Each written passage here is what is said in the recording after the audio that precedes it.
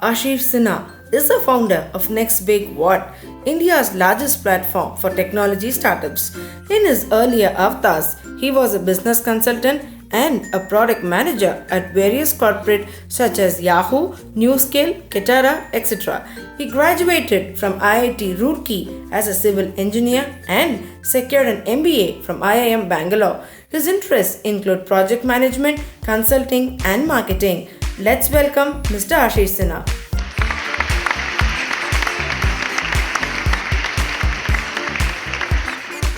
After that inspiring talk on Akshay Patra, let me ask you this. How many of you really want to do a startup? How many of you have plans to build your own business? So I see quite a few hands, not a lot. Let me actually start with a brief introduction of what Next Big What is. So we are a startup media platform that brings together a lot of founders, geeks, and universities, government, everybody together. So one of the topics that I was really planning to speak, and I think we really should talk about, is the future of startups in India. We are all talking about Make in India, Design India, Skill India, but what's the future of startups in India? What's really happening in India? So let me walk you through that.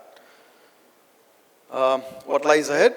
So if you really look at 2015, so we had, 2015 was like a honeymoon year for Indian startups, $9 billion funding happened just in 1 year, which was like almost 2.5 times of what happened in the last, in 2014. So 1 year was full of money, a lot of funding, a lot of exuberance. But what's really happening right now is a lot of companies, a lot of startups are shutting down, So if you really look at the news these days, so for example, companies are getting acquired, there's a lot of consolidation happening. So what does it really mean? So essentially, if you really look at it, so how many of you have been using food apps? Especially say, I guess a lot of us use food apps. Why? Because, you get discounts. You get food for free, basically, right? Not the Akshay Patra food, but this is all funded by investors, right? So a lot of those offers are getting over. And what it really means is this year onwards, it'll be difficult to build big businesses if you don't have, sorry.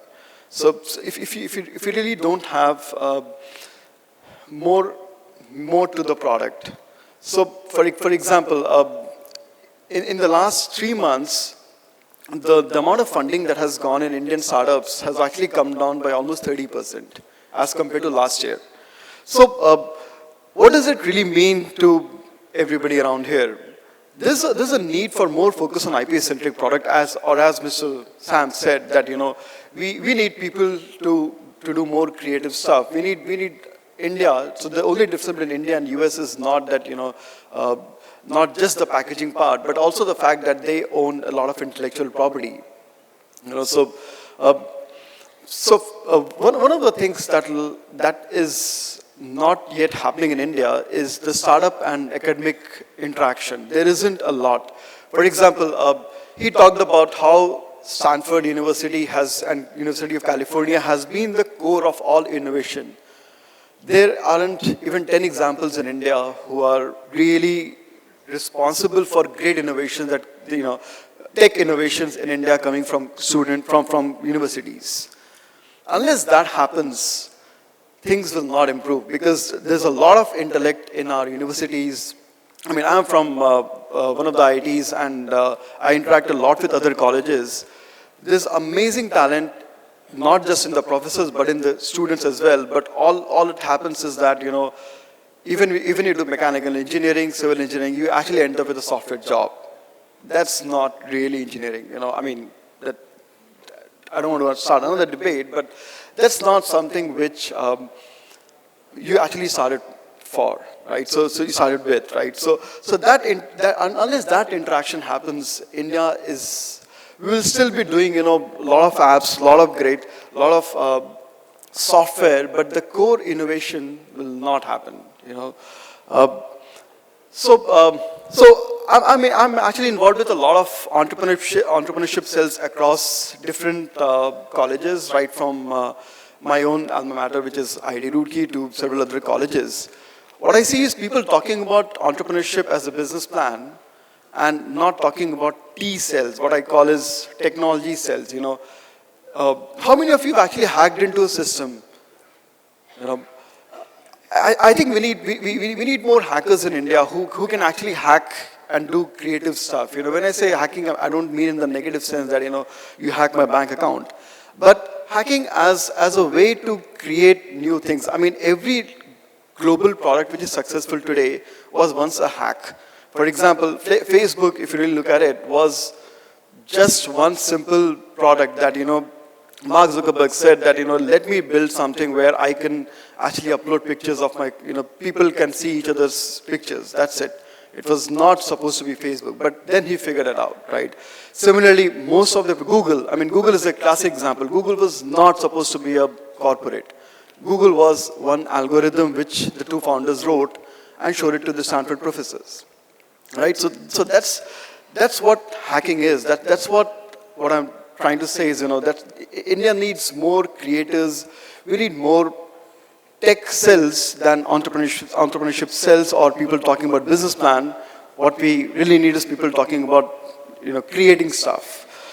I hope 2016 will bring in more collaboration between universities, and startups and the whole tech ecosystem.